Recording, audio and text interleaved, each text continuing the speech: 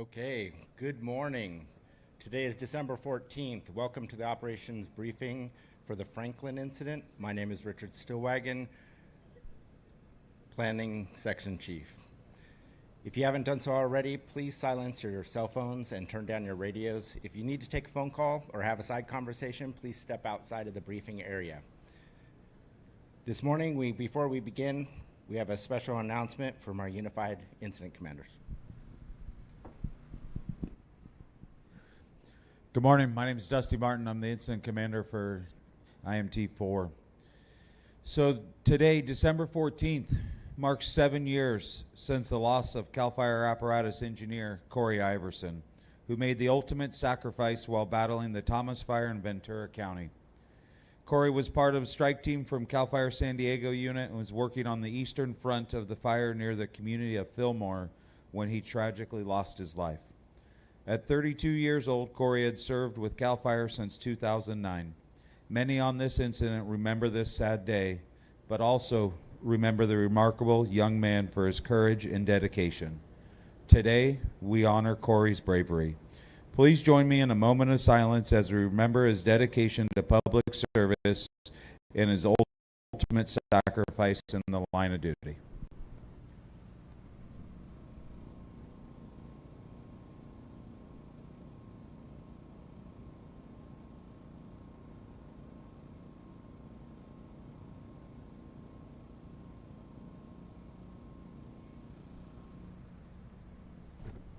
Thank you.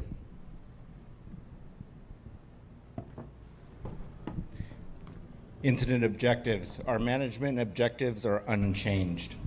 Our control objectives: keep the fire south of Stokes Canyon Road, keep the fire west of Tuna Canyon Road, keep the fire east of Canaan Road, and keep the fire north of the Pacific Ocean.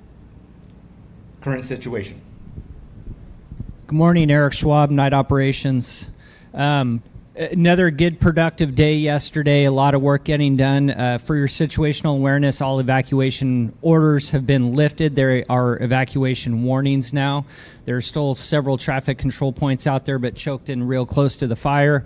So just be heads up for that. So with the repopulation, we had a lot of service calls yesterday, all around the fire, particularly along the Pacific Coast Highway. I anticipate more of those service calls to come in today.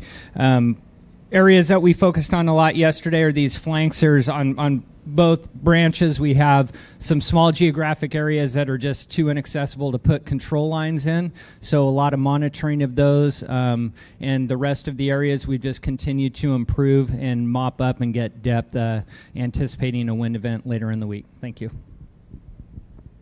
Weather. All right, good morning. Rich Thompson, incident meteorologist, Franklin incident. Weather-wise for you folks today, we have the remnants of another weak little system moving across the area. So skies through the operational period today and tonight will be partly to mostly cloudy. There's going to be a slight chance of some very light rain later this afternoon and this evening. Anything that does fall from the sky will be more just like a sprinkle, maybe 1/100 of an inch if we're lucky, but overall just kind of keeping the cloudy conditions across the area. And with that 20-25% chance of some light rain.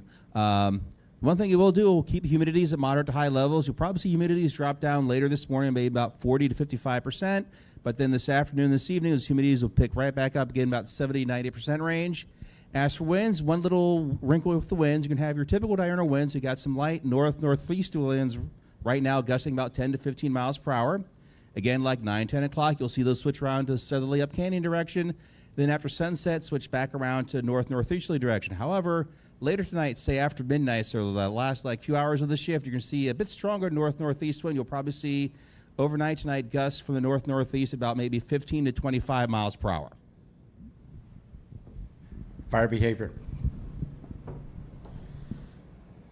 Good morning, Jan Smoots, Fire Behavior Analyst for the Franklin incident. So today is going to be the third day in a row of pretty favorable conditions out there, good conditions for getting mop-up done. Not seeing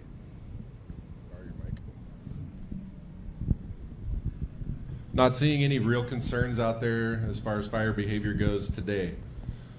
We do still see some of those isolated pockets of heat that remain particularly in the very steep terrain in Malibu Canyon and any areas around the fire perimeter that may have potential for reburn.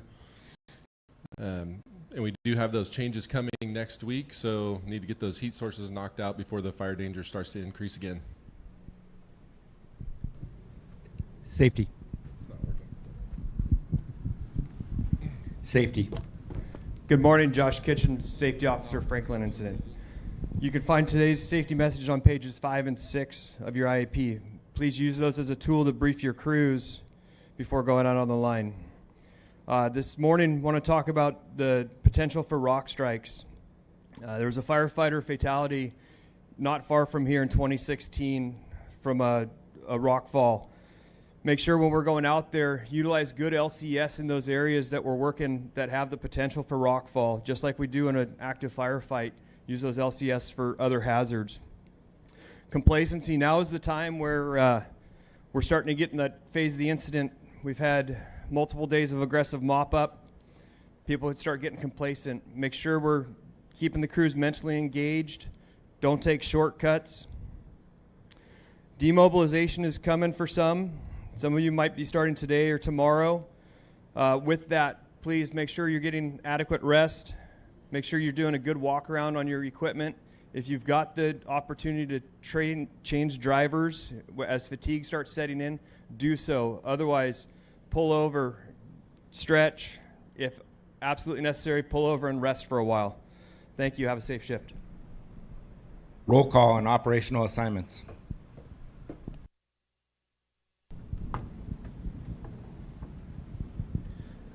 Hey, good morning. John Frederick with Operations, Franklin Incident.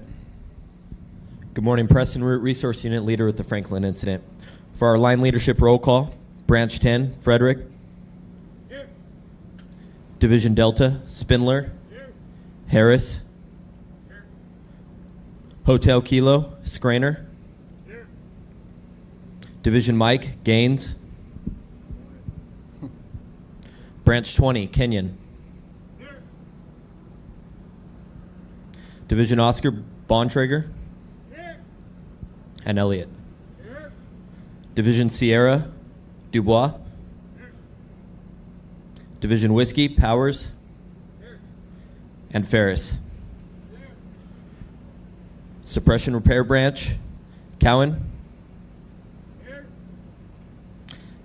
And FSR Division Montgomery.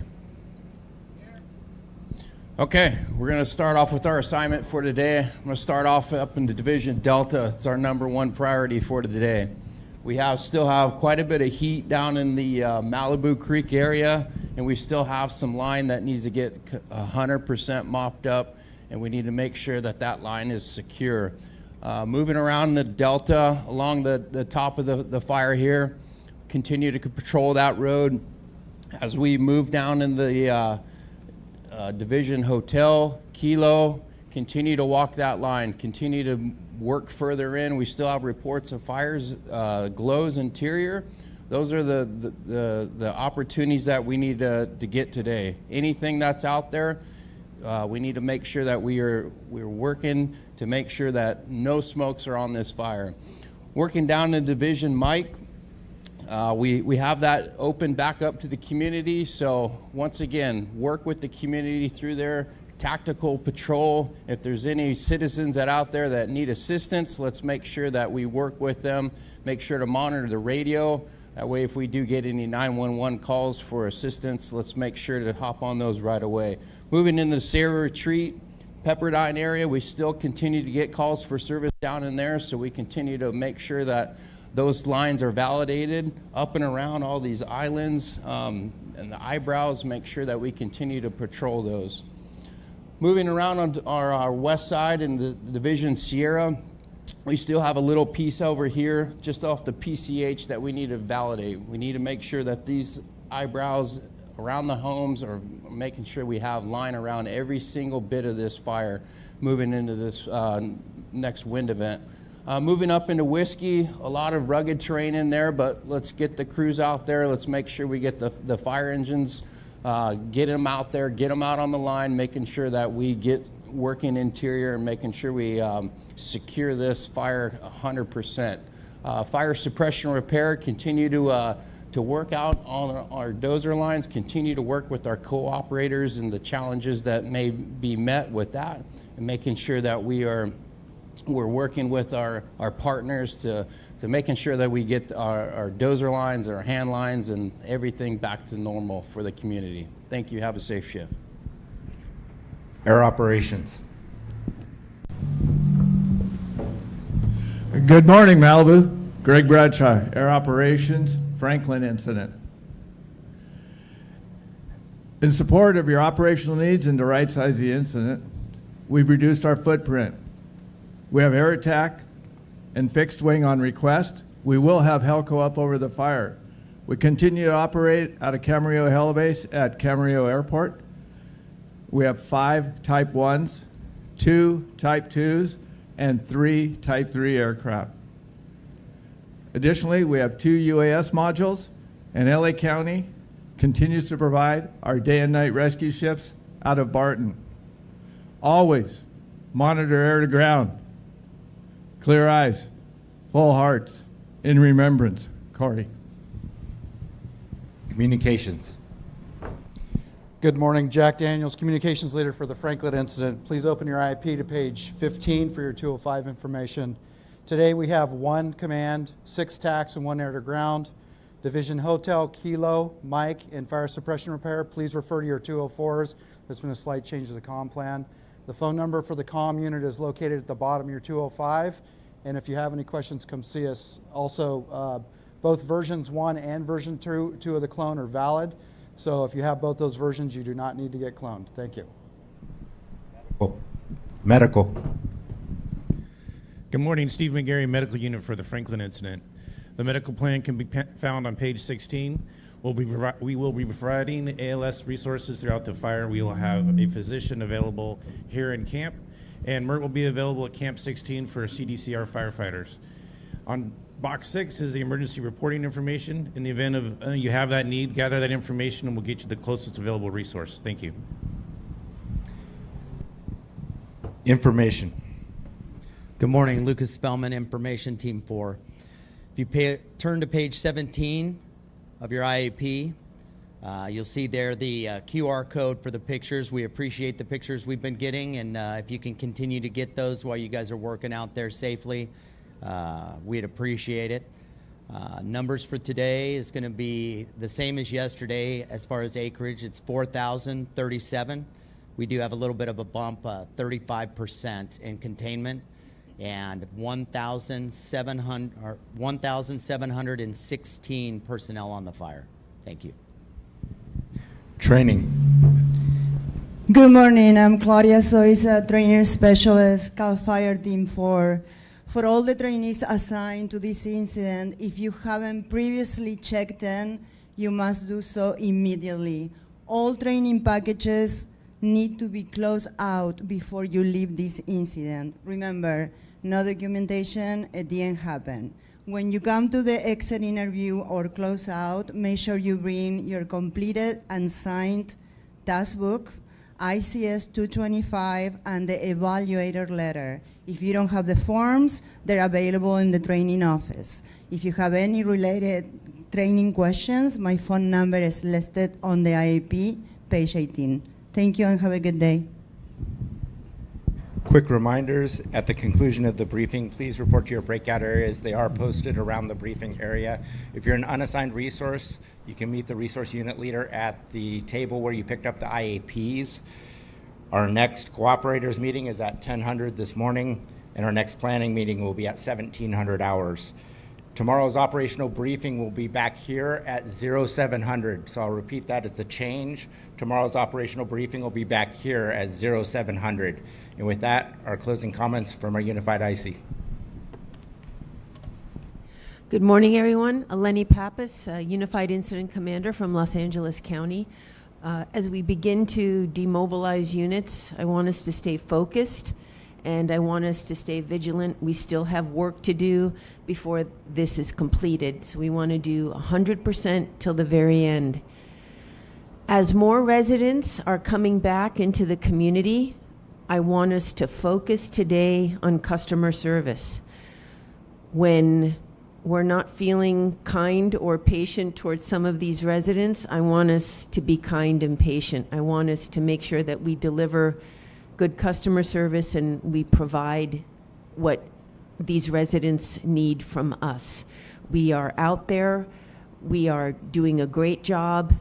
The residents know that. They're coming back, maybe to a burned house. They're coming back. They're trying to get things put back together. Please use patience with the people in the community. And then finally today, I want us to appreciate the people that we work with. Corey was with us, and now he's not. So I want you to make sure that you appreciate your teammates today and look around and remember, I know we will all, when this fire is long gone and we're home, we will remember the people that we worked with today, just like we remembered Corey. So have a good shift and do good work out there, and thank you very much. This concludes the operational briefing. Please report to your breakout assignments and turn on your cell phones and your radios. Thank you.